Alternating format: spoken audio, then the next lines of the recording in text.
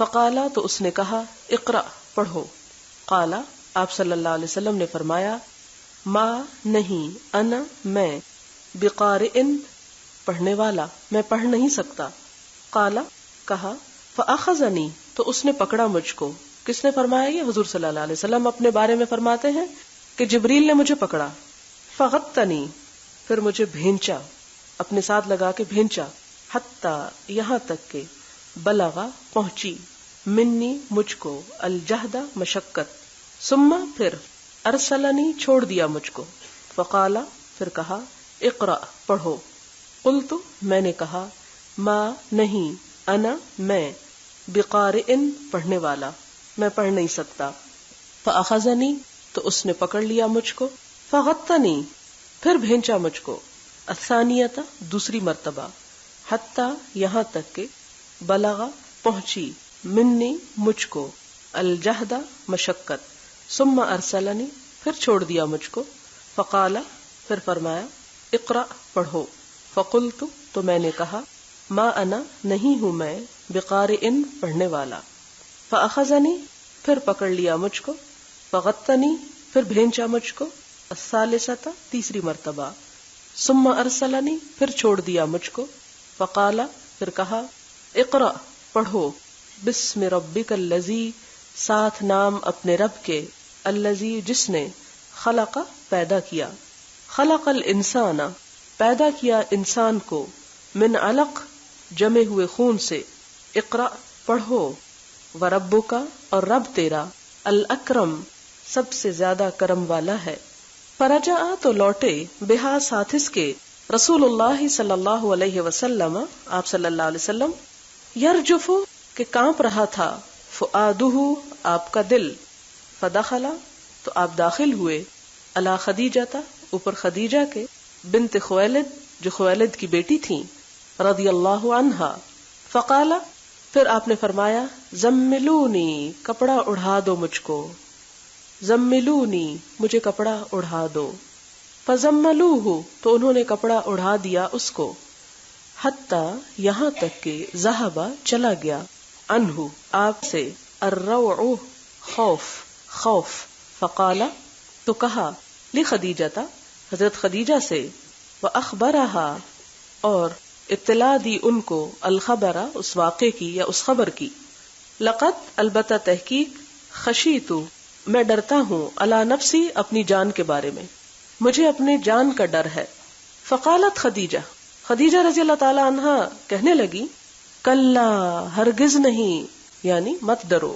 واللہ اللہ کی قسم ما نہیں یخزی کا رسوا کرے گا تجھ کو اللہ تعالی ابدن کبھی بھی. انکا کیونکہ آپ لتصلو البتہ جوڑتے ہیں الرحم رشتہ داری کو.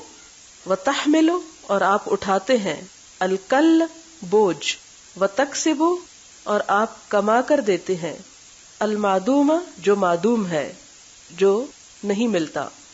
وتقری اور آپ ضیافت کرتے ہیں مہمانداری کرتے ہیں الضیف مہمان کی. وتعینو اور آپ مدد کرتے ہیں علی اوپر نوائب حادثوں کے الحق حق کے یعنی حق کے راستے میں یا برحق حادثوں پر مدد کرتے ہیں. فانطلقت تو لے گئیں بھی آپ کو خدیجہ رضی اللہ تعالی عنہا حتی یہاں تک کہ اتت لے آئیں بھی آپ کو ورقۃ بن نوفل ورقہ بن نوفل کے پاس. بن اسد بن عبد العزى جن کے والد کا نام اسد اور دادا کا نام عبد العزى تھا. یہ ابن ام خدیجہ تھا. حضرت خدیجہ رضی اللہ تعالی عنہ کے چچا کے بیٹے تھے. ابن ام چچا کو کہتے. وکانا اور وہ تھے امرأن ایک شخص تنصرا جنہوں نے نصرانیت اختیار کر لی تھی فی الجاہلیہ جاہلیت کے دور میں. وکانا یکتب اور وہ لکھا کرتے تھے الکتاب العبرانی عبرانی کتاب بمانا لکھائی کے ہے یعنی تحریر کہ عبرانی تحریر لکھنا جانتے تھے. فیکتب تو لکھتے من الانجیل انجیل میں سے بالعبرانیت عبرانی زبان میں ما شاء اللہ جو اللہ چاہے ان یکتب کہ وہ لکھیں. وکانا اور تھے شیخن کبیرن بہت بوڑھے بزرگ شیخ بہت بوڑھا، کبیر بہت بڑا، قد امیہ جو اندھے ہو چکے تھے. فقالت تو کہا لہو اس کو خدیجہ رضی اللہ تعالی عنہا نے، یبن عم اے چچا کے بیٹے، اسمع سنو، من سے، ابن اخی کا اپنے بھائی کے بیٹے سے. فقالا تو کہا لہو اس کو، ورقہ نے، یبن اخی اے میرے بھائی کے بیٹے، ماذا کیا کچھ، ترا تم دیکھتے ہو، یعنی کیا دیکھتے ہو، آپ کو کیا نظر آتا ہے. فاخبرہ رسول اللہ صلی اللہ علیہ وسلم تو خبر دی اس کو رسول اللہ صلی اللہ علیہ وسلم نے، خبر ما رآ جو آپ نے دیکھا. فقال لہ ورقہ تو کہا آپ کو ورقہ نے، ھذا الناموس یہ ناموس، الذی جو نزل اللہ اتارا تھا اللہ نے، علی موسیٰ اوپر موسیٰ کے، یا لیتنی اے کاش کہ میں، فیہا اس میں، جزعن جوان ہوتا، لیتنی کاش میں، اکونو ہوتا میں، حیًا زندہ، اس جب یخرجکا نکال دے گی تجھ کو، قومکا تیری قوم. فقال تو کہا رسول اللہ صلی اللہ علیہ وسلم، رسول اللہ صلی اللہ علیہ وسلم نے، اوا کیا بھلا، مخرجیہ نکالنے والے ہیں مجھ کو، ہم وہ کیا وہ مجھے نکال دیں گے. قال نعم کہا ہاں، لم نہیں، یأتی آیا، رجل کوئی شخص، قط کبھی بھی، بمثل مانند اس کے جو، ما جئت بھی لایا تو اس کو، الا مگر، عودیہ وہ عداوت کیا گیا، وان اور اگر، یدرکنی پالے مجھ کو، یوموں کا تیرا دن، یعنی تیرا وہ وقت میں پالوں مراد ہے، انصر کا میں مدد کروں گا تیری، نصرن مدد، مؤزرن قوی مضبوط، ثم پھر، لم نہ، ینشب رہا، ورقہ ان توفیہ کے فوت ہو گیا، یعنی زیادہ عرصہ زندہ نہ رہے، وفترہ اور رک گئی، الوحی وحی. قال ابن شہاب کہتے ہیں، واخبرنی ابو سلمہ خبر دی مجھ کو ابو سلمہ ابن عبد الرحمن نے، ان جابر ابن عبداللہ کہ جابر ابن عبداللہ الانصاری، قالا انہوں نے کہا، وہو یحدث اور وہ بیان کرتے ہیں، ان فترۃ الوحی وحی کے رکنے کے بارے میں. فقالا تو کہا، فی حدیث ہی اپنی حدیث میں، بینا درمیان اس کے، انا امشی کہ میں چل رہا تھا، اس سمعت صوتا جب میں نے سنی ایک آواز، من السماء آسمان سے، فرفعت بصری تو میں نے اٹھائی اپنی نگاہ، فاذا الملک تو فرشتہ، الذی جاءنی بحراء جو آیا تھا میرے پاس حراء میں، جالسن بیٹھا ہوا ہے، علی کرسی ایک کرسی پر، بین السماء والارض آسمان اور زمین کے درمیان، فرعبت تو میں مرعوب ہوا، منہ اس سے، فرجعت تو میں لوٹ آیا، فقلت تو میں نے کہا، زملونی مجھے کپڑا اڑا دو، مجھے کپڑا دے دو. فانزل اللہ تعالی تو اتاری اللہ تعالی نے، یا ایھا المدثر اے کپڑا لپیٹنے والے، قم اٹھو، فانذر پھر ڈراؤ، الی قولہ یعنی آگے کی آیات تک، والرجز اور گندگی، فہجر پھر چھوڑ دو، فحمیہ تو تپ گئی، الوحی وحی، وتتابع اور پے در پے آنے لگی. تابعہ مطابقت کی ہے اس کی عبداللہ بن یوسف نے، و ابو صالح اور ابو صالح نے، وتابعہ اور مطابقت کی اس کی ہلال ابن رداد نے، عن زہری سے، وقال یونس و معمر اور یونس اور معمر کی روایت میں ہے، بوادرہ یعنی فؤادہ کی بدلے بوادرہ کہا. اس کی تھوڑی سی تفسیر دیکھتے ہیں. اس میں وحی کی ابتدا کے بارے میں خاص طور پر بات آئی کہ سب سے پہلے آپ صلی اللہ علیہ وسلم پر جب وحی نازل ہونا شروع ہوئی تو اس کی سب سے پہلی شکل یہ تھی کہ آپ کو سچے خواب آنا شروع ہوئے. اول ما بدئ بہ رسول اللہ صلی اللہ علیہ وسلم من الوحی الرؤیا الصالحہ. صالحہ کا مطلب صادقہ، سچے، صالح یعنی بالکل صحیح درست، اس میں کسی قسم کی کوئی کمی نہ ہوتی تھی. اور ہوتا کیا تھا، فکان لا یرا رؤیا جب بھی آپ کوئی خواب دیکھتے تو نتیجہ کیا نکلتا، الا جاءت مثل فلق الصبح وہ اتنا روشن ہوتا تھا، اتنا واضح آتا تھا آپ کو، جیسے رات کے اندھیرے میں صبح کی روشنی کو انسان بالکل واضح پہچان لیتا ہے، یعنی وہ بالکل صبح کی روشنی کی طرح نمودار ہوتا، یعنی ایسا سچا ہوتا، پھر آگے دن کو وہ چیز نظر آ جاتی. ثم حبب الیہ الخلاء ان خوابوں کے آنے کے بعد آپ صلی اللہ علیہ وسلم کو تنہائی بڑی اچھی لگنے لگی، آپ تنہائی پسند ہو گئے، اور کہا جاتا ہے کہ یہ سلسلہ تقریباً 1 مہینے تک رہا. وکان یخلو بغار حرا آپ غار حرا میں تنہا چلے جاتے، ہرا مکہ میں ایک پہاڑ کا نام ہے جس میں یہ غار ہے کہ فَيَتَحَنَّثُ فِيهِ، آپ اس میں عبادت کرتے. یتحنس کے آگے یہ جو لفظ لکھا نا ہو تعبد اللیالی، یہ کہا جاتا ہے کہ امام زہری نے اس لفظ کی تفسیر کی ہے، یعنی یہ حدیث کے الفاظ نہیں ہیں. اس کو ادراج بھی بولتے ہیں. بہرحال تحنس کا لفظ آپ نے قرآن میں پڑھا ہوگا، ہنس، ہنس العظیم، ہے نون سے، ہنس کہتے ہیں گناہ کو. تو ہنس سے باب تفاعل جب بنا تو کیا ہوا؟ سلب کی خصوصیت آ گئی کہ ہنس ختم ہو گیا. تحنس یعنی گناہ چھوڑ کر نیکی کی طرف آنا، یعنی عبادت گزار ہو گئے. اور یہ خاص طور پر تحنس کس عبادت کے لیے بولا جاتا ہے؟ تعبد اللیالی، انسان راتوں کو جاگنا شروع کر دے، رات کی عبادت کے لیے. قبل ان ينزع الى اہلہ، اپنے گھر والوں کی طرف واپس آنے سے پہلے. یعنی مراد اس سے کیا ہے کہ آپ صلی اللہ علیہ وسلم غار حرا میں رات کے وقت عبادت کیا کرتے تھے اور تنہا ہوتے تھے اور پھر گھر آتے. وَيَتَزَوَّدُ لِذَلِكَ، اور پھر اپنے ساتھ زادے راہ لیتے. یعنی وہاں ظاہر ہے کہ کھانے پینے کا کوئی انتظام نہیں، اور آپ کو معلوم ہے کہ وہ کیا ہوتا تھا، ستو اور کھجوریں. ثُمَّ يَرْجِعُ إِلَى خدیجہ، پھر وہ خدیجہ رضی اللہ تعالیٰ عنہا کے پاس جاتے، یعنی جب یہ توشہ بھی ختم ہو جاتا.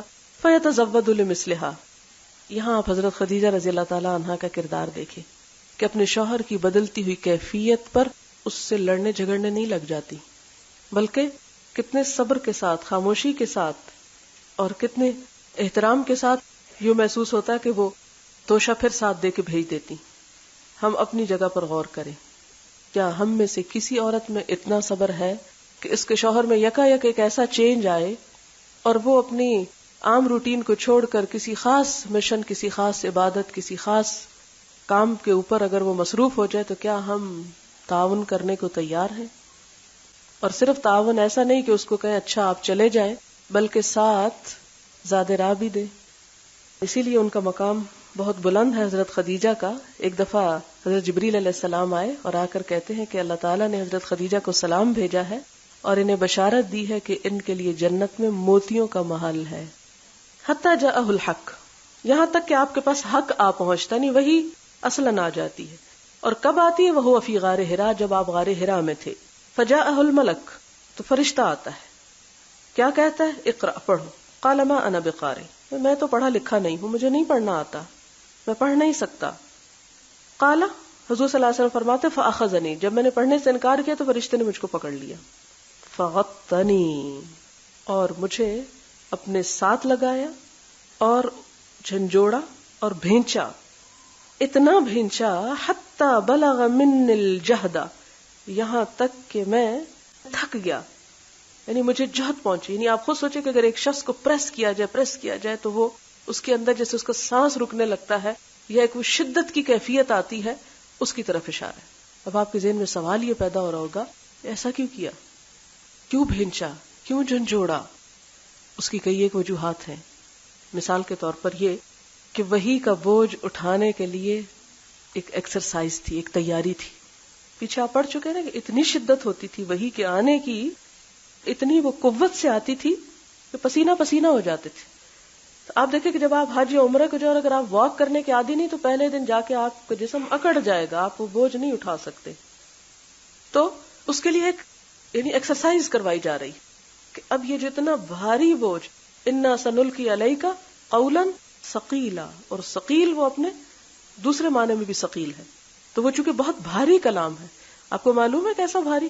جب یہ پہاڑوں پہ اتارا گیا تو انہوں نے انکار کر دیا، ابینا یحملنہا، اتنا بھاری کلام، چونکہ اللہ تعالیٰ کا کلام ہے، لہٰذا وہ خوب جھنجھوڑتے ہیں، یعنی پوری آپ کے اوپر قوت استعمال کرتے ہیں فرشتے. کہا جاتا ہے کہ اس لیے بھی کہ آپ کے اندر سے وہ ساری بشری خواہشات اور وہ چیزیں سب نکل جائیں، آپ فرشتے کا ایسا لمس حاصل کریں، ایسی انرجی اس سے لے کہ یہ جو دوسرا قوی کلام آ رہا ہے اس کو جذب کر سکے اپنے اندر. آپ دیکھیں کہ جب ہمارا دل دنیا کی محبت میں ڈوبا ہوا ہوتا ہے تو اس صورت میں اللہ کا کلام اوپر اوپر سے پھسلتا جاتا ہے، اثر نہیں کرتا. لیکن جب انسان دل نرم کر کے اس کی طرف راغب ہوتا ہے، ایسا ماحول انسان کو ملتا ہے کہ دل پگھلنے لگتا ہے، تو آپ دیکھیں گے کہ بات وہی ہوتی ہے، اثر زیادہ کرتی ہے، اندر تک اتر جاتی ہے. قرآن کے یہی الفاظ جو آپ نے زندگی میں بہت دفعہ پڑھے ہوں گے، لیکن جب آپ فرشتوں کے سائے میں بیٹھ کے پڑھتے ہیں تو اس کا لطف، اس کا مزہ، اس کی حیثیت بالکل کچھ اور ہوتی ہے. تو یہاں بھی جبریل علیہ السلام چونکہ اللہ کے مقرب فرشتے ہیں، اللہ تعالیٰ کی طرف سے آئے ہیں، اور فرشتے کوئی گناہ نہیں کرتے، نورانی مخلوق ہے. جب وہ بھیجتے ہیں اپنے ساتھ لگا کے تو اس کے اثرات آپ صلی اللہ علیہ وسلم کے جسم مبارک میں داخل ہوتے ہیں. آپ کو وہ نور، وہ انرجی، وہ روشنی، وہ قوت، وہ سب کچھ ملتا ہے، جس کے بعد آپ اپنے آپ کو اس بوجھ کو اٹھانے کے قابل سمجھتے ہیں. آپ دیکھیں کہ آپ کو نماز پڑھنا کتنا مشکل لگتا ہے، لیکن جب سب پڑھ رہے ہوتے ہیں تو کیا ہوتا ہے، ایک انرجی ملتی ہے، سب طرف سے ہمارے لیے بھی آسان ہو جاتا ہے. اسی طرح اور بھی بہت سے زندگی میں ایسے کام ہوتے ہیں جو بڑے مشکل لگتے ہیں، یہ ہم نہیں کر سکتے، دین بڑا مشکل ہے. لیکن جب آپ ایسے لوگوں کے پاس بیٹھتے ہیں کہ جو آپ سے پہلے اللہ کے قریب ہو رہے ہیں یا اس کوشش میں ہیں، تو آپ کو ان کے ذریعے سے قربت ملنے لگتی. اسی لیے اللہ تعالیٰ نے صرف کتاب نہیں بھیجی، کیونکہ علم کے لیے صرف کتاب کافی نہیں، علم کے لیے پاس رہنا ضروری ہے، قربت ضروری ہے، اہل علم کی صحبت ضروری ہے. اسی لیے ان لوگوں کو صحابی ہونے کا شرف نصیب ہو گیا جن کی صرف آنکھوں نے حضور صلی اللہ علیہ وسلم کو دیکھ لیا، جنہوں نے فتح مکہ کے موقع پر اور جنہوں نے پھر حجۃ الوداع کے موقع پر صرف اپنی ان نگاہوں سے آپ کے وجود مبارک کو دیکھا. انہیں کیا ٹائٹل مل گیا، کتنا بڑا شرف، رضی اللہ عنہم. ہم ان کا نام لیتے ہیں تو ان پہ دعا بھیجتے ہیں. یہ کمال ہے آپ کے فیضان نظر کا اور آپ کے وجود کا. لہذا اہل علم کی صحبت، ان کی قربت، ان کی محبت اور ان کے ساتھ اٹھنا بیٹھنا، یہ صرف علم کی مجلس میں بیٹھنا نہیں ہوتا، یہ اللہ تعالیٰ کی طرف سے ایک خاص رحمت اور برکت اور فیض اس پہ نازل ہوتا ہے، ان سب پہ جو صرف اللہ کی خاطر مل بیٹھتے ہیں، کسی اور مقصد کے بغیر. پھر اسی طرح آپ دیکھیں کہ ایک یہ وجہ بھی ہو سکتی ہے آپ کو بھیجنے کی، کہ جب انسان قوت کا جہاں پر استعمال کرتا ہے، مثلا آپ دیکھیں کہ آپ دوڑ لگا کے آتے ہیں تو آپ کی کنسنٹریشن بڑھ جاتی. جب آپ سوئے ہوئے اٹھتے ہیں، جب آپ ڈھیلے ڈالے ہوتے ہیں، کم ہوتی. لیکن جب آپ ایک خاص ایکسرسائز کے بعد کوئی کام کرتے ہیں تو اس وقت آپ کی ایفیشنسی بڑھ جاتی. تو وحی کو قبول کرنے کے لیے جبریل علیہ السلام نے بھیجا کہ ایفیشنسی بڑھ جائے. اور پھر آپ دیکھیں کہ یہ وحی کا آنا صرف قلبی الہام نہیں تھا کہ وہ دل میں ڈال دیا گیا یا آپ کو اشارتاً بتا دیا گیا، بلکہ ایک ایسی کیفیت تھی جس کو آپ کے جسم اور قلب اور روح اور جسم کے بال بال نے محسوس کیا، یعنی پورے جسم کو پوری طرح جگا دیا گیا. اور پھر آپ کو یہ وحی دی گئی، پھر آپ کو یہ کلام دیا گیا. تو اس لیے 3 دفعہ آتا ہے، ایک دفعہ جھنجھوڑتے ہیں، پھر کہتے ہیں پڑھو، آپ نہیں پڑھ سکتے، پھر جھنجھوڑتے ہیں، پھر بھیجتے ہیں اور چھوڑتے ہیں، پھر کہتے ہیں اقرأ بسم ربک الذی خلق. تو یہ پہلی سورت نازل ہوتی ہے کہ اپنے رب کا نام لے کے پڑھو، یعنی پڑھنے میں سب سے پہلے کیا پڑھو؟ رب کا نام پڑھو. کیوں اس کا پڑھو؟ کسی اور کا کیوں نہ پڑھو؟ ہم تو ہیلو اور ہائے پڑھتے ہیں سب سے پہلے، اور معلوم نہیں اور کیا کچھ نہیں. الذی خلق، جس نے تجھ کو پیدا کیا، سب سے پہلا تو اس کا حق ہے، جس نے ہمیں بھیجا، اس لیے اس کی پہچان ضروری ہے. خلق الانسان من علق، انسان اپنے آپ کو دیکھے تو کیا خون کی جمی ہوئی ایک چھینٹ تھی. اقرأ، پڑھو، وربک الاکرم، تیرا رب بڑے کرم والا ہے، وہ پڑھا دے گا تجھ کو، لیکن پڑھو گے تم، اس کا کرم بعد میں آئے گا، ایک قدم تم کو اٹھانا ہوگا. اسی کیفیت کے ساتھ اس وحی کو لے کر فرجع بها رسول اللہ صلی اللہ علیہ وسلم، آپ صلی اللہ علیہ وسلم لوٹے. یرجف فؤادہ، آپ کا دل دھک دھک کر رہا تھا، ہل رہا تھا، سینے میں خوب کانپ رہا تھا. آپ نے قرآن پاک میں پڑھا نا، راجفہ کا لفظ آتا ہے کہ قیامت کے دن زمین کیا ہوگی؟ خوب کانپے گی. فدخل علی خدیجہ بنت خویلد، آپ حضرت خدیجہ کے پاس تشریف لاتے ہیں اور کہتے ہیں زملونی زملونی، مجھے کپڑا اڑا دو. یعنی ایک پروٹیکشن کے لیے عموماً انسان جب تھک ہار کے آتا ہے، لیٹتا ہے، تو چاہتے کہ کوئی نظر نہ آئے، بس میں ایک طرف منہ کر کے لیٹ جاؤں. آپ لیٹے رہے یا آپ نے کپڑا اوڑھے رکھا جب تک کہ آپ کا وہ ساری کیفیت جو خوف اور گھبراہٹ اور اس جہد کی تھی وہ ختم ہو گئی. پھر آپ نے حضرت خدیجہ رضی اللہ تعالیٰ عنہا کو سارا قصہ سنایا کہ کیا بیتی آپ پر، اور وہ ایکسپیکٹ کر رہی ہوں گی آپ کی جو عادات میں تبدیلی آ رہی تھی. اور ساتھ ہی آپ کیا کہتے ہیں؟ لقد خشیت علی نفسی، مجھے تو اپنی جان کا خوف، مجھے لگتا ہے میں زندہ نہیں رہ سکوں گا. پہاڑوں نے کیا کہا؟ ہم نہیں اٹھا سکتے. تو انسان اٹھائے تو کیا محسوس کر سکتا ہے؟ وہی کیفیت تھی آپ کی. فقالت خدیجہ، دیکھے ایک عورت کا حوصلہ.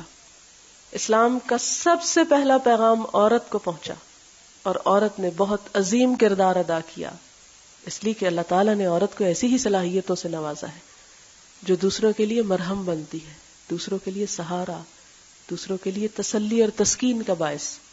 کیا ہوتا ہے؟ پوری تسلی دیتی ہے۔ لوگ کہتے ہیں عورت بڑی کمزور چیز ہے۔ دیکھیں ذرا جرأت خدیجہ رضی اللہ تعالی عنہا کی، کہ جب دنیا کے سب سے بڑے انسان اپنی یہ کیفیت بیان کر رہے ہیں کہ مجھے ڈر لگ رہا ہے اپنی جان کے بارے میں، حضرت خدیجہ کہتی کلا، ہرگز نہیں، آپ مت ڈریے، آپ کو ڈرنے کی ضرورت نہیں۔ ہم جیسا ہوتا تو ہم بھی ساتھ ڈرنا شروع ہو جاتے، اسی لیے اللہ تعالیٰ نے حضرت خدیجہ کو آپ کے لیے چنا تھا۔ کلا، ہرگز نہیں، مت ڈریں۔ کیوں نہیں؟ واللہ ہی، اللہ کی قسم۔ اب آپ یہ کہیں گے ان کو اللہ کا کیسے پتا تھا؟ تو دور جاہلیت میں عرب معاشرہ اللہ تعالیٰ کے نام سے واقف تھا۔ وہ حضرت اسماعیل کی اولاد تھے، دین بگاڑ دیا تھا اپنا، لیکن وہیں سے سلسلہ چل رہا تھا۔ واللہ ما یخزیک اللہ ابدا، اللہ آپ کو ہرگز رسوا نہیں کرے گا، کبھی بے عزت نہیں کرے گا۔ کیوں؟ کیونکہ آپ کے اندر یہ صفات ہے۔ اب جو شخص یہ چاہے کہ دنیا میں عزت سے جیے، وہ اپنے اندر یہ صفات پیدا کر لے، اور یہ صفات آپ صلی اللہ علیہ وسلم کے اندر اسلام لانے سے پہلے یا نبی بننے سے پہلے بھی پائی جاتی تھی۔ کیا ہے وہ صفات؟ انک لتصل الرحم، آپ رشتوں کو جوڑتے ہیں، آپ صلہ رحمی کرتے ہیں۔ رشتوں کو جوڑنے کا مطلب کیا؟ کہ ان پر احسان کیا جائے، سمپل ایک لفظ، ان پر احسان کرو، وہ برا بھی کریں تو اچھا کرو۔ وتحمل الکل، اور بوجھ اٹھاتے ہیں، یعنی دوسرے لوگوں کا بوجھ، کمزوروں کا بوجھ اپنے ذمہ لے لیتے ہیں۔ اور بوجھ سے مراد یہ نہیں کہ کسی کے اوپر اگر کوئی چیز لدی ہوئی تو آپ خود اٹھا لیتے، یہ تو کرتے ہی تھے آپ، یعنی دوسروں کے غم بانٹنا، دوسروں کی پریشانیاں دور کرنا، دوسروں کی مدد کرنا۔ وتکسب المعدوم، تکسب، اور آپ کماتے ہیں، المعدوم جو ہے نہیں۔ یہ بڑا بلیغ سا لفظ ہے، مطلب یہ ہے کہ آپ غریبوں کے لیے کمائی کر کے ان کو کھلاتے ہیں، ان کو دیتے ہیں۔ یعنی معدوم چیز جو لوگوں کے پاس ہوتی نہیں، عدم میں ہے، لوگ نہیں پاتے، آپ اس کو کما لاتے ہیں، آپ اس کو لے آتے ہیں، اور کس کو دیتے ہیں؟ ان کو جا دیتے ہیں، یعنی ان پہ احسان کرتے ہیں، یعنی معدوم کو کماتے ہیں، یہ لفظی معنی ہے کہ جن کے پاس نہیں ہے ان کے لیے آپ کما کے ان کو دیتے ہیں۔ اگر ہمیں ہو تو ہم کہتے ہیں اللہ ان کو کھلائے جن کو اس نے پیدا کیا، ہمارے اوپر کیا ذمہ داری کہ ہم کسی کو کچھ دیں؟ تو ہمارا امتحان ہے کہ اگر ان کا حصہ اللہ نے ہماری جیب میں رکھ دیا تو ہم ان کو بھی کچھ دے دیں جن کے پاس نہیں ہے۔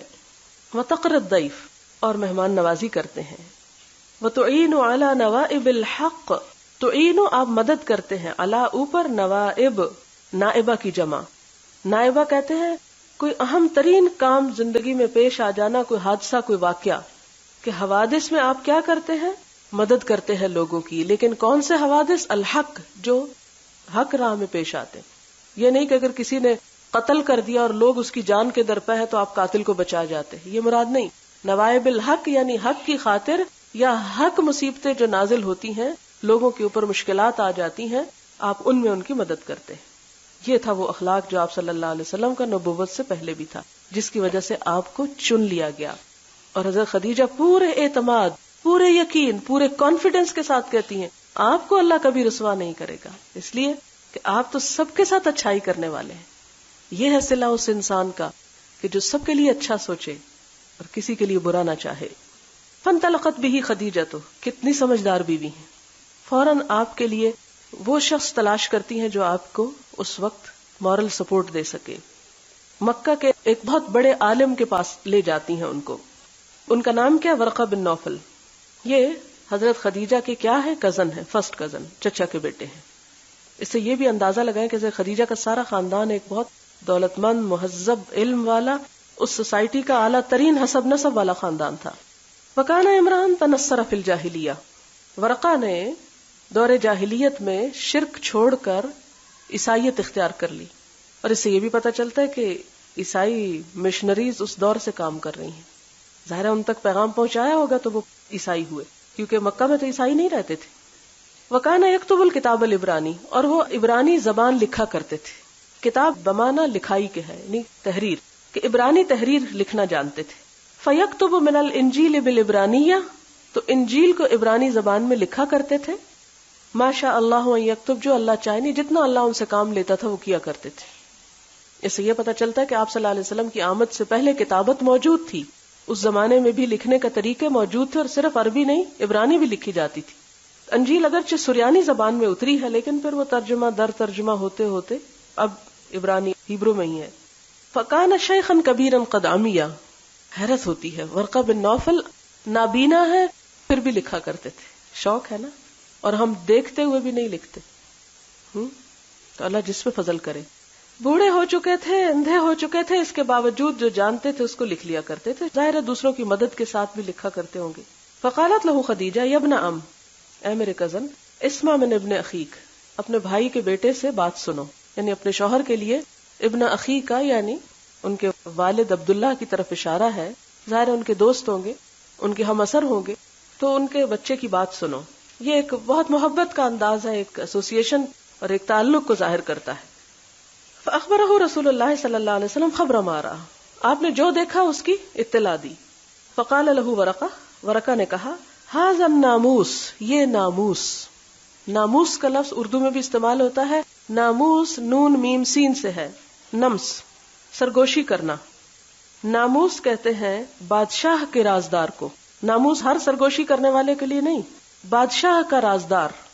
اور بادشاہ کا رازدار کون ہوتا ہے؟ جو بہت اس کا مقرب ہو.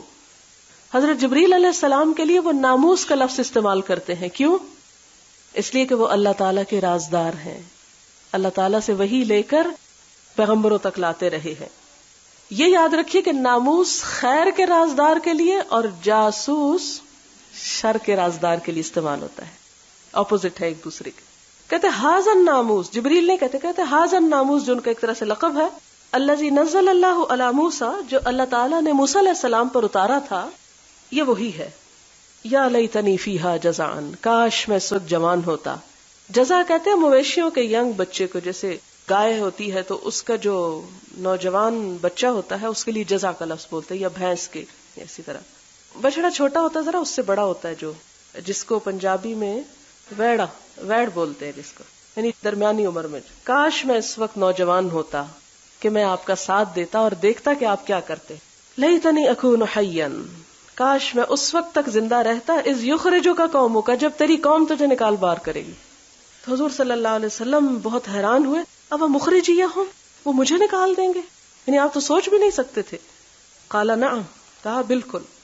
لم یأت رجل قط بمثل ما جئت به الا عودیا، جو کچھ تم لے کر آئے ہو، جو پیغام تم پہنچانا چاہتے ہو، یہ جس نے بھی دیا وہ ضرور دشمنی کیا گیا. وَإِن يُدْرِكْنِي يَوْمُكَ، اور اگر پا لیا مجھ کو تیرے اس دن نے، یعنی میں اس دن تک زندہ رہا، یہ ایک محاورہ ہے. انصرک نصرا مؤزرا، تو میں تیری بہت زبردست مدد کروں گا. اس سے کیا پتہ چلتا ہے کہ ورقہ مسلمان ہو گئے تھے. ثم لم ينشب ورقہ، پھر نہ رہے ورقہ زیادہ دن کہ وہ فوت ہو گئے. وفطر الوحی، وحی بھی بند ہو گئی. ورقہ بھی فوت ہو گئے، وحی کا آنا بھی بند ہو گیا. اب سوچیں حضور پہ کیا گزری ہوگی، کیا مشورہ کس سے کروں، یہ کیا ہوا میرے ساتھ. ابن شہاب کہتے ہیں، یہ ابن شہاب زہری ہیں، یہ ایک اور روایت اب یہاں پر لاتے ہیں، دوسری روایت یہاں جمع ہے. اور جابر بن عبداللہ سے کہتے ہیں کہ یحدث عن فترۃ الوحی، یہ فترۃ الوحی کیا چیز تھی.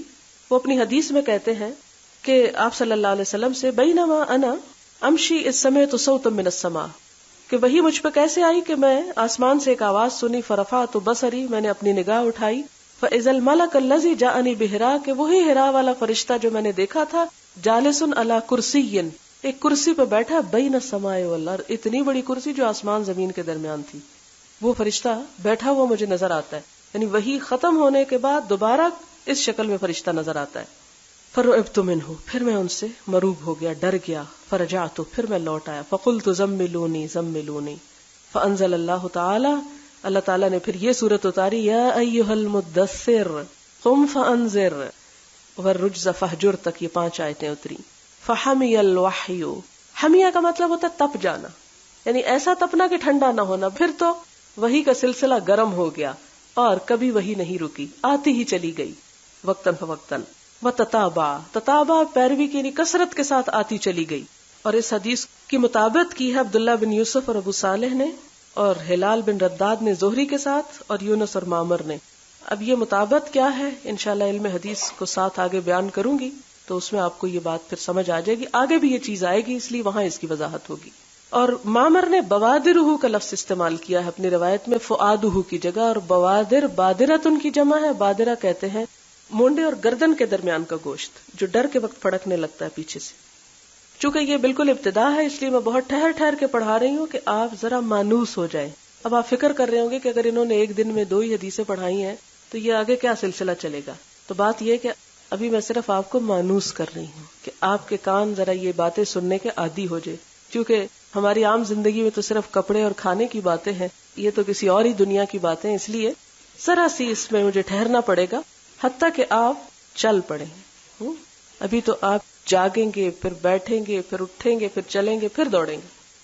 حدثنا موسیٰ بن اسماعیل، موسیٰ ابن اسماعیل بیان کرتے ہیں ہم سے، قال حدثنا ابو وانا، ہم سے ابو وانا نے بیان کیا، قال حدثنا موسیٰ بن ابی عائشہ، ہم سے موسیٰ بن ابی عائشہ نے بیان کیا، قال حدثنا سعید بن جبیر، ہم سے سعید بن جبیر نے بیان کیا، عن ابن عباس، ابن عباس سے، فی قولہ تعالی، اللہ تعالیٰ کے اس قول میں، لا نہ تحرک، تم حرکت دو، بھی ساتھ اس کے یعنی وحی کے، لسانہ کا اپنی زبان کو، لتعجل کہ تم جلدی کرو، بھی ساتھ اس کے. قال وہ کہتے ہیں کانا رسول اللہ صلی اللہ علیہ وسلم کہ آپ صلی اللہ علیہ وسلم یعالج من التنزیل شدتاً، یعالج پاتے تھے، من التنزیل وحی کے اترنے کو، شدتاً شدت کے ساتھ، یعنی حضرت صلی اللہ علیہ وسلم پر قرآن اترنے سے بہت سختی ہوتی تھی. تو وکان مما یحرک شفتیہ، آپ تھے اس میں سے جو حرکت دیتے اپنے دونوں ہونٹوں کو، یعنی جب آپ پہ وحی اتر رہی ہوتی تھی تو اتنی شدت ہوتی تھی کہ آپ اپنے دونوں ہونٹ یعنی تیزی سے ہلانا شروع کر دیتے. فقال تو کہا ابن عباس نے، فانا تو میں، احرکہما حرکت دیتا ہوں ان کو، لکا تمہارے لیے، کما جیسا کہ، کانا رسول اللہ صلی اللہ علیہ وسلم تھے نبی صلی اللہ علیہ وسلم، یحرکہما وہ حرکت دیتے تھے ان کو. وقال سعید بن جبیر کہتے ہیں انا میں، احرکہما حرکت دیتا ہوں ان کو، کما جیسا کہ، رأیتو میں نے دیکھا، ابن عباس کو، یحرکہما وہ حرکت دیتے تھے ان کو. فحرکا تو انہوں نے حرکت دی، شفتیہ ہی اپنے دونوں ہونٹوں کو. فانزل اللہ تعالی تو اللہ تعالی نے اتارا، لا تحرک نہ حرکت دو، بھی ساتھ اس کے، لسانہ کا اپنی زبان کو، لتعجل بھی کہ تم جلدی کرو ساتھ اس کے، انا بے شک علینا ہمارے ذمہ ہے، جمعہ اس کو جمع کرنا، وقرآنہ اور اس کو پڑھوانا. قال فرمایا، جمعہ لکا یعنی جمع کرنا اس کو آپ کے لیے، فی صدر کا آپ کے سینے میں، وتقرأہ اور تم پڑھو گے اس کو، فاذا قرأناہ پھر جب ہم پڑھ لیں اس کو، فاتبع تو آپ پیروی کریں، قرآنہ اس کے پڑھنے کی. قال فرمایا، فاستمع لہ تو غور سے سنو اس کو، وانصت اور خاموش رہو، ثم پھر، انا یقیناً، علینا ہمارے ذمہ ہے، بیانہ اس کو بیان کرنا، ثم پھر، انا علینا ہمارے ذمہ ہے، ان تقرأہ کہ تم پڑھو اس کو. فکان رسول اللہ صلی اللہ علیہ وسلم تو تھے نبی صلی اللہ علیہ وسلم، بعد ذالک اس کے بعد، اذا اتاہ جبریل جب آتے آپ کے پاس جبریل، استمع تو غور سے سنتے، فاذا انطلق جبریل پھر جب چلے جاتے جبریل، قرأہ النبی صلی اللہ علیہ وسلم پڑھتے تھے اس کو آپ صلی اللہ علیہ وسلم، کما قرأہ جیسا کہ جبریل پڑھتے تھے اس کو. اب اس حدیث میں ہم پہلے تو سمپل ہے سند دیکھتے ہیں، اس میں حدثنا بھی ہے، قالا بھی ہے. اس حدیث کے راوی ابن عباس ہیں. ابن عباس مفسر قرآن ہے. وہ قرآن پاک کی سورت القیامہ کی اس آیت کی تفسیر بیان کرتے ہوئے یہ حدیث لائے ہیں، لا تحرک بھی لسانک لتعجل بھی، کہ آپ صلی اللہ علیہ وسلم کو قرآن پاک میں اس بات کی تلقین کی گئی، یہ بتایا گیا کہ آپ قرآن پڑھتے ہوئے اپنی زبان کو حرکت مت دیں، یعنی جب آپ کو سنایا جا رہا ہو تو آپ صرف سنیں، ساتھ ساتھ نہ پڑھیں. ہم میں سے بھی بہت سے لوگ اس طرح کرتے کہ جب بہت اچھی کوئی قرات کر رہا ہو تو ساتھ گنگنانے لگتے ہیں، یا جو چیزیں ہمیں زبانی یاد ہوں وہ ہم دوسرے کو بتانے کے لیے کہ ہم کو آتی ہیں ہم بھی ساتھ پڑھنا شروع کر دیتے ہیں. تو قرآن پاک کے سننے کا ایک ادب ہے، احترام ہے، اور وہ کیا کہ اذا قرئ القرآن فاستمعوا لہ، کہ جب قرآن پڑھا جا رہا ہو تو اس کو صرف غور سے سنو.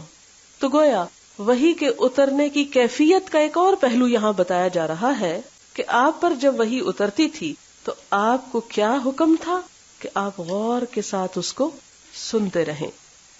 ابن عباس کہتے ہیں کہ آپ صلی اللہ علیہ وسلم وحی کے اترنے کی جو شدت ہوتی تھی اس کا یوں علاج کرتے تھے کہ آپ اپنے ہونٹ ہلانا شروع کر دیتے تھے. یعالج جو ہے نا معالجہ کرنا، یعنی کس کا؟ شدت کا. کس چیز کی شدت؟ تنزیل کی شدت کا. وکان مما یحرک شفتیہ، اور آپ اس شدت کی وجہ سے ساتھ ساتھ اس کو زبان سے پڑھنا شروع کر دیتے یا ہونٹ ہلاتے. ابن عباس کہتے ہیں کہ میں تمہیں بتاتا ہوں کہ آپ کے ہونٹ کیسے ہلتے. اب یہ ہے استاد کی ضرورت. اور اگر وہ سلسلہ یوں چلتا رہتا، ہر راوی آگے، کیونکہ ہم نے تو اب کتابوں سے علم لینا شروع کر دیا نا، بتانے والے تو چلے گئے، ختم ہو گئے، کہ جو آپ صلی اللہ علیہ وسلم سے، یعنی صحابہ کرام سے کافی عرصے تک یہ سلسلہ جاری رہا کہ اگر کسی نے حضور صلی اللہ علیہ وسلم کو مسکراتے ہوئے کچھ سنا تو وہ حدیث بیان کرتے ہوئے، اس قصے کو روایت کرتے ہوئے ضرور مسکراتے تھے. عبداللہ بن عمر ایک خاص حدیث سناتے وقت اپنا بٹن کھول لیتے تھے یہاں کا، کہ جب میں نے آپ سے یہ سنا تھا تو آپ کا بٹن کھلا ہوا تھا. اسی طرح کوئی خاص اشارہ ہوتا، کسی خاص مقام پر کوئی بات ہوتی تو اس کو بھی ساتھ وہ روایت کرتے تھے کہ ہم نے یہ بات، شوق کی بات ہے نا، جیسے آپ اپنے کسی دوست کا ذکر کرتے کہ ہم نے فلاں کے ساتھ فلاں جگہ پر یہ بات کی تھی اور فلاں حالت میں. تو اسی طرح صحابہ کرام بھی اس ساری کیفیت کو بھی روایت کرتے. ابن عباس کہتے کہ میں اسی طرح تمہیں ہونٹ ہلا کر دکھاتا ہوں. کس کو بتاتے ہیں؟ یہ سعید بن جبیر کو. آپ کے ذہن میں پہلے سوال آیا ہوگا کہ صحابہ کرام ایک حدیث سننے کے لیے مصر جا رہے ہیں، دمشق جا رہے ہیں، اور حالانکہ خود بھی صحابی ہیں، کیا ضرورت تھی ان چیزوں کے لیے کہ ہم اس سے سنیں گے جس نے آپ سے سنا، تاکہ ہمیں وہ یہ بھی ساتھ بتائے کہ آپ کیا کر رہے تھے اور کیسے سنا رہے تھے. یہ ہے محبت، یہ ہے شوق. سعید بن جبیر جو ہیں یہ بھی صحابی ہیں. چونکہ وہ اس وقت موقع پہ نہیں تھے، اس لیے ابن عباس اس موقع کی ساری ڈسکرپشن دیتے ہیں، کہتے میں تمہیں بتاتا ہوں کیسے حرکت دیتے تھے. اب سعید جب آگے روایت کرتے قال سعید انا احرکہما، میں بھی ان کو حرکت دے کے بتاتا ہوں. کما رأیت ابن عباس، جیسے کہ میں نے ابن عباس کو ہونٹ ہلاتے دیکھا. یحرکہما، جیسے وہ حرکت دیتے تھے، فحرک شفتیہ، تو انہوں نے بھی اپنے دونوں ہونٹ ویسے ہی ہلائے. تو بات یہ تھی کہ اللہ تعالیٰ نے جب یہ بات اتاری کہ لا تحرک بہ لسانک، آپ قرآن سنتے وقت مت بولے، قرآن کو بھی نہ بولے تو غیر قرآن تو بول ہی نہیں سکتے. یعنی اگر یہ کہا گیا کہ قرآن سنتے وقت قرآن کو بھی نہ بولیں تو باتیں کرنے کی تو کوئی گنجائش ہی نہیں اس وقت میں. لتعجل بہ، اور آپ اس لیے بھی ذرا بولنے لگتے تھے کہ ذرا جلدی سے یاد کر لیں، کہیں بھول نہ جائیں. انا علینا جمعہ، آپ صلی اللہ علیہ وسلم کو تسلی دی جا رہی ہے بے فکر ہو جائے، اس کو ہم جمع کریں گے، وقرآنہ، اس کو ہم پڑھوائیں گے. قال جمعہ لک، یعنی جمع کہاں کرنا؟ فی صدرک، آپ صلی اللہ علیہ وسلم کے سینے میں. وتقرأہ، اور تم پڑھو گے اس کو. فاذا قرأناہ، جب ہم اس کو پڑھیں، فاتبع قرآنہ، تو آپ کیا کریں؟ آپ صلی اللہ علیہ وسلم صرف اس قرآن کی پیروی کریں، اس کو سنتے جائیں. قال، کہا، فاستمع لہ، غور سے سنو اس کو، وانصت، اور خاموش رہو. اس کا مطلب کیا؟ فاتبع قرآنہ، یعنی اتباع میں دو چیزیں آتی ہیں. کیا کیا؟ غور سے سننا اور خاموش رہنا، یہ ہے فاتبع قرآنہ. ثم ان علینا بیانہ، پھر اس کو بیان کرنا ہماری ذمہ داری ہے، ہم بتائیں گے اس کی وضاحت، اس کی تفسیر. تو سب سے پہلی تفسیر قرآن پاک کی کس نے کی؟ خود اللہ تعالیٰ نے. یعنی قرآن کی تفسیر کرتا ہے، اور پھر حضور صلی اللہ علیہ وسلم سے بھی کروائی. اس لیے قرآن پاک کی کسی ایک آیت کو سارے کانٹیکسٹ سے الگ کر کے تفسیر کرنا اس کی اجازت ہی نہیں ہے، اور یہ کر نہیں سکتے آپ. یہ قرآن کے حکم کے خلاف ہے. مثلا کوئی صلاۃ کا لفظ یہ کہے جی ڈکشنری میں اس کا معنی ہے پریئر، تو چلے بیٹھ کے دعا کر لیتے اور ہم سمجھیں گے ہماری نماز ہو گئی. تو ایسے نہیں، کیونکہ قرآن پاک اور خود حضور صلی اللہ علیہ وسلم کی تفسیر میں صلاۃ کی یہ تفسیر نہیں کی گئی جو اس صدی کے مفکرین بڑے بڑے دعووں اور نعروں کے ساتھ کر رہے ہیں. ثم ان علینا بیانہ، اس کو بیان کرنا بھی، یعنی اس کو کھولنا بھی ہمارے ذمہ ہے. ثم ان علینا ان تقرأہ، یعنی تجھے پڑھا دینا اور اس کو بیان کروا دینا، یہ ہماری ذمہ داری. فکان رسول اللہ صلی اللہ علیہ وسلم بعد ذالک، جب یہ آیتیں اتری تو اس کے بعد آپ صلی اللہ علیہ وسلم کیا کرتے تھے؟ اذا اتاہ جبریل، جب بھی جبریل آتے استمع، غور سے سنتے. اس لیے پہلے دن اگر کوئی قرآن کی محفل میں بول پڑے تو کوئی بات نہیں، لیکن جب بات پتہ چل جائے تو اجازت نہیں. فَإِذَا انْطَلَقَ جِبْرِيلُ، پھر جب جبریل چلے گئے قرأہ النبی صلی اللہ علیہ وسلم کما قرأہ، تو آپ بالکل اسی طرح پڑھ لیتے تھے جیسے جبریل آ کے پڑھتے، یعنی کچھ بھی نہیں بھولتے تھے. کیوں؟ اس لیے کہ اللہ تعالیٰ نے اس کی حفاظت کی ذمہ داری خود لے رکھی تھی. حدثنا ابدان، ہم سے ابدان نے بیان کیا. قال اخبرنا عبداللہ، ہم سے عبداللہ نے بیان کیا. قال اخبرنا یونس، ہم سے یونس نے بیان کیا. عن الزہری، زہری سے. وحدثنا بشر بن محمد، اور ہم سے بشر بن محمد نے بیان کیا. قال اخبرنا عبداللہ، وہ کہتے ہیں ہم سے عبداللہ نے بیان کیا. قال اخبرنا یونس، وہ کہتے ہیں ہم سے یونس نے بیان کیا. ومعمر، اور معمر نے بھی بیان کیا. عن الزہری، دونوں نے زہری سے لیا. نحوہ، اسی کی طرح. نحوہ کون سے؟ یعنی وہ جو پیچھے زہری. اب یہ دیکھیں کہ دو سندیں ہیں اس ایک حدیث کی. یہ ہا جو ہے نا، یہ دونوں کو الگ الگ کر رہی ہے. ہا کا مطلب ہوتا ہے تحویل، لوٹ چلو پیچھے، یعنی یہ اگلی دیکھو اور یہ بھی بات ایک ہی ہے، سندیں دو آ رہی ہیں. یعنی زہری سے دو لائنیں چلی امام بخاری تک، دیکھ رہے ہیں نا، دونوں کے اینڈ میں زہری ہے. نحوہ یعنی پہلے جیسی سند میں جو کچھ آیا اس سند میں بھی وہی آیا ہے. قال اخبرنی عبید اللہ بن عبد اللہ عن ابن عباس قال، وہ کہتے ہیں کہ مجھے عبید اللہ بن عبد اللہ نے ابن عباس سے روایت کر کے بتایا. قال، وہ کہتے ہیں کانا تھے رسول اللہ صلی اللہ علیہ وسلم اجود الناس، کہ نبی صلی اللہ علیہ وسلم سب سے زیادہ سخی تھے لوگوں میں سے. جود و کرم سے ہے اجود. وکانا، اور آپ تھے اجود، سب سے زیادہ سخی، ما یکون فی رمضان، جو ہوتے آپ رمضان میں، یعنی رمضان المبارک کے مہینے میں آپ کی سخاوت سب سے زیادہ بڑھ جاتی. حین یلقاہ جبریل، خاص طور پہ جب جبریل آپ سے ملاقات کرتے. یلقاہ یعنی رمضان میں آپ کی ملاقات جبریل سے بکثرت ہوتی، اور جب جبریل کی شاگردی آپ اختیار کرتے تو آپ کی سخاوت اور بڑھ جاتی. وکان یلقاہ، اور تھے وہ ملاقات کرتے آپ سے یعنی صلی اللہ علیہ وسلم سے. کب؟ فی کل لیلۃ، ہر رات کو. من رمضان، رمضان کی. کس لیے ملاقات کرتے؟ گپ شپ کے لیے نہیں. فیدارسہ القرآن، آپ کے ساتھ قرآن پڑھتے. یدارسو باب مفعلہ، دارسا یدارسو مدارسہ، ایک دوسرے کو پڑھانا، یعنی دور کیا کرتے تھے. فلا رسول اللہ، پس البتہ رسول اللہ صلی اللہ علیہ وسلم اجود بالخیر، بہت سخی ہوتے تھے نیکی میں، بھلائی میں، خیر کے کاموں میں. من الریح، ہوا سے بھی بڑھ کر. المرسلہ یعنی چلتی ہوئی، مرسلہ چھوڑی ہوئی یعنی چلتی ہوئی ہوا سے. چلتی ہوا سے بڑھ کر زیادہ سخی ہوتے تھے. ذرا اس حدیث کی تفسیر دیکھیے. کان رسول اللہ صلی اللہ علیہ وسلم اجود الناس، کہ آپ کی سخاوت کی کوئی مثال نہیں، سب سے زیادہ سخی تھے.